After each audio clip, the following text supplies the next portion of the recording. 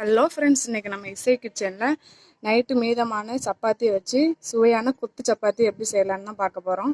வாங்க எப்படி செய்யலாம்னு பார்க்கலாம். 4 சப்பாத்தி எடுத்து நான் அந்த அளவுக்கு கட் பண்ணி வச்சுருக்கேன். இது நேற்று நைட்டு போட்ட சப்பாத்தி. இப்போ நான் சட்டி அடுப்பில் வச்சு ஒரு 3 ஸ்பூன் எண்ணெய் ஊற்றிக்கிறேன். உங்களுக்கு எண்ணெய் கொஞ்சம் தாராளமாக இருந்தால் நல்லாயிருக்கும். ஒரு 3 ஸ்பூன் ஊற்றிக்கிறேன். கொஞ்சமாக சோம்பு போட்டுக்கிறேன். இப்போ சோம்பு பொரிஞ்சிருச்சு. 2 மீடியம் சைஸ் பெரிய வெங்காயத்தை எடுத்து பொடிசாக கட் பண்ணி வச்சுருக்கேன். அதையும் போட்டுக்கிறேன். வெங்காயத்தை போட்டாச்சு. லைட்டாக வதக்கிங்கன்னா இது ரொம்ப வதங்கணும்னு அவசியம் இல்லை. லைட்டாக இந்த கண்ணாடி பதம் வந்தால் போதும். இது வதங்கிட்டு இருக்கும்போதே நான் 2 பச்சை மிளகாய் கீரை வச்சுருக்கேன். அதை போட்டுக்கிறேன். உங்களுக்கு எவ்வளோ தேவையோ அவ்வளோ போட்டுக்கோங்க. நம்ம மிளகாய் பொடியெல்லாம் போடுவோம். கொஞ்சம் வதங்கட்டும். ஒரு கொத்து கருவேப்பிலையும் நான் பிரித்து போட்டுக்கிறேன். கொத்தமல்லி எல்லாம் இருந்தாலும் போட்டுவாங்க. லைட்டாக வதக்கிக்கலாம். ஒரு 1/4 டீஸ்பூன் மஞ்சள்தூள் போட்டுக்கிறேன். ஒரு 1/4 டீஸ்பூன் பெருங்காய பொடி போட்டுக்கிறேன். உங்களுக்கு வேணும்னா போட்டுவாங்க. நான் ஒரு 1/2 ஸ்பூன் மிளகாய்த்தூள் போட்டுக்கிறேன். உங்களுக்கு காரத்துக்கு ஏற்ப போட்டுக்குவாங்க. நான் ஒரு 1/2 ஸ்பூன் கரம் மசாலா போட்டுக்கிறேன். ஒரு 1/2 ஸ்பூன் மல்லித்தூள் போட்டுக்கிறேன். சிம்மில் வச்சு கிண்டுங்க, இல்லைன்னா மசாலா கரிஞ்சிடும். நான் 1 ஸ்பூன் இஞ்சி பூண்டு பேஸ்ட் எடுத்துருக்கேன். அதையும் போட்டுக்கிறேன்.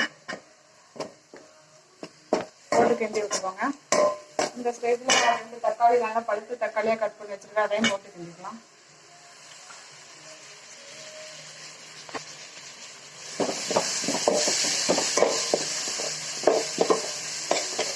தக்காளி லைட்டாக வதங்கட்டும்.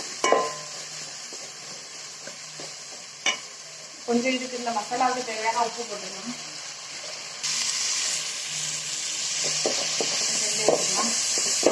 இது லைட்டாக வதங்கட்டும். ரொம்ப வதங்கணும்னு அவசியம் இல்லை. லைட்டாக வதங்கினோடனே நம்ம இதில் ஒரு 3 முட்டையை உடச்சி ஊற்றிக்கலாம். அடுப்பை சிம்மில் வச்சுட்டு இந்த அளவு அங்கே இங்கே இந்த மசாலா இது பண்ணி விட்டு நடுத்தில் ஒரு 3 முட்டையை உடச்சி ஊற்றிக்காங்க. நான் ஒரு 4 பேருக்கு பண்ணுறேன். உங்களுக்கு எவ்வளோ முட்டைனாலும் யூஸ் பண்ணிக்குவாங்க.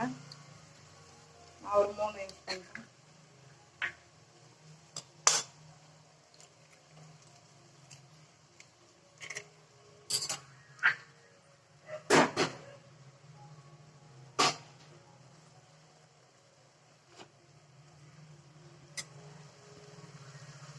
இப்போ இதை லைட்டாக கிண்டி விட்டுக்கலாம். ஓரளவுக்கு வெந்ததுக்கப்புறம் மசாலா கூட சேர்த்துக்கலாம்.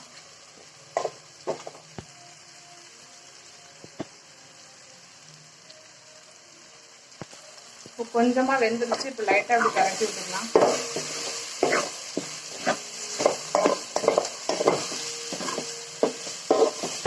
இந்த அளவுக்கு முட்டையை வதக்கணுன்னே நம்ம கட் பண்ணி வச்சுருக்க சப்பாத்தி எடுத்து போட்டுக்கலாம்.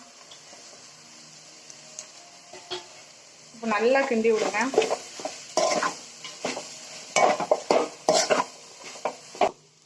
இப்போ நல்லா மிக்ஸ் பண்ணியாச்சு. இந்த ஸ்டேஜில் 1 ஸ்பூன் பெப்பர் பொடி போட்டுக்கலாம்.